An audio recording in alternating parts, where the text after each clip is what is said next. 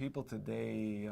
are injured all the time when they're visiting a friend, going to a meeting,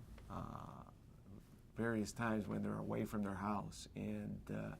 really, when you're injured on someone else's property, the main thing to do is to make an incident report and let somebody else know that you were hurt there, because later on down the line, if by some chance there is a serious injury, you need documentation that an incident did occur, whether you slipped on a mat, stepped in a hole, stepped on a defective stair. If you don't document that injury at the time it happens, an insurance company 6 or 12 months down the road will cast doubt on whether in fact you were hurt there and may try to insinuate that you were hurt somewhere else.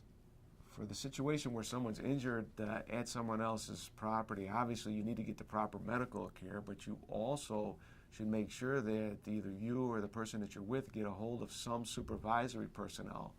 with that particular property, whether it be the building manager, a doorman if you're downtown at a high-rise, or somebody involved with that building,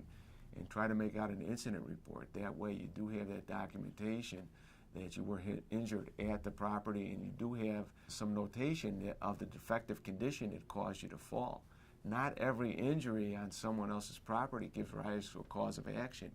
You can only bring a case for your injuries if there is negligence on the part of the property owner or the tenant, and that negligence usually is in the way of a defect in the premises by way of a hole, a tripping hazard,